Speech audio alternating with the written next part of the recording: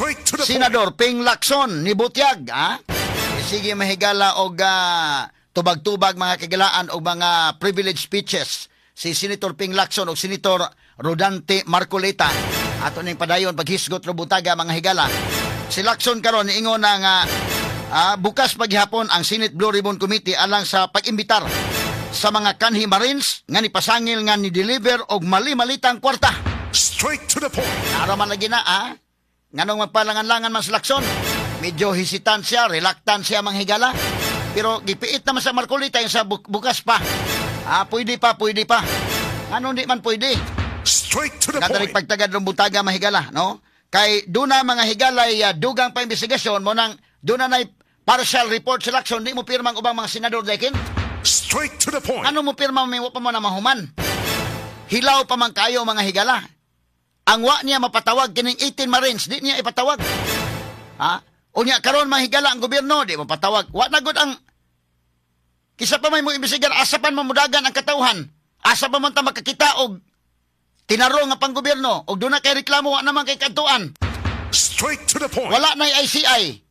Kinomdo mo, Independent Commission for Infrastructure wa na. Kay ni-resign ang duha ka commissioners, wa na mutudlo sa BBM og lain. So wa na. Practically na wa na ang investigation sa flood control.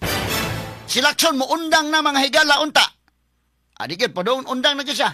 So na siya mga higala nga tapuson na yung Blue Ribbon. Di mamirma ang ubang senador. Wa pa man na makuan. O mo ta maghuman mga ano di man nimo imbitaron ang 18 Marines. Ano di man mo imbitaron sa Strigib Olaybar. Sila si Adrian Bersamin, kadto sila si Pangandaman. Nga ingon man ka ikaw may nag-ingon mismo nga sila mo nakadawat sa kwarta.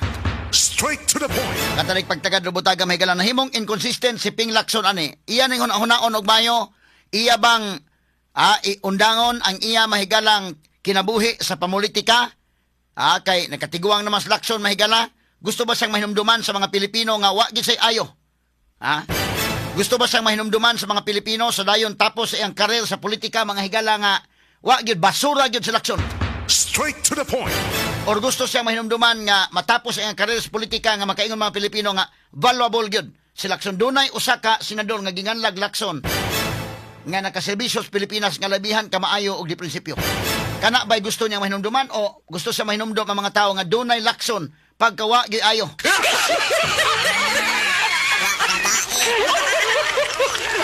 At ang pagtagad do butagas sa batuban mahigala ning atong tulumanon ug inyong tulumanon.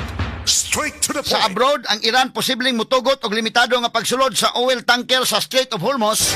Kini may problema mga kaigalaan ron, no? Kining Strait of Hormuz o sa kini mga kaigalaan ka murag bottleneck ba, no? Nga muagi dito mahigala kini mga oil tanker magkuha mahigala og mga lana. Mao ni nakamahal og samot na turon.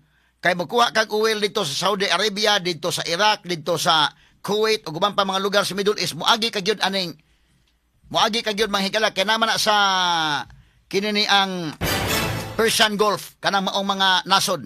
Unya muagi ka mga higala gyud anang Strait of Hormuz. Mura na sag botilya ba? Liog sa botilya anak muagi gyud ka kanang mga barko. Wa gi alternative nga route anak kana mura man na sag nagurino. Gulf man na. So una ka makalusot sa Oman Gulf, kinahanglan muagi gyud ka sa Strait of Hormuz. Once makaabot na ka sa Oman Gulf, okay na. Kay Saudi Arabia naman na mga higala nga Arabian Sea naman na. So, wala na mo connect sa mga kinini ang kadagatan sa tibuok kalibutan. Makadeliver nag-oil. Karon, kanang Strait of Hormuz, naaman na mag-atang ang mga sundao sa Iran, kay ilam na napita sa napita day. Straight to the point. Andel man sa ng teritoryo, dakong bahin anang Strait of Hormuz. Mauna nga ang mga seafarers medyo maglisod o kuhan mo nila, sudugang nakamahal. O siladaan sa Iran medyo samot o kadelikado. Unang suko si Trump mga sukit di paminaw anang dapita. Pero ingon mahigalang Iran nga okay rami, pwede na mo nga dunay limited nga makaagi, mga lamig tong kinsalay makaagi, pero ang ilang kondisyon day limitado nga pagsulod sa mga tanker sa Strait of Hormuz basta ang oil cargo ibaligya ngadto sa Chinese yuan.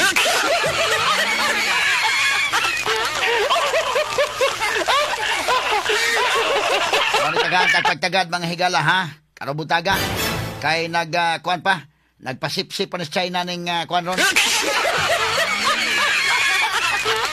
Iran mga sukit di paminaw basta iagi sa China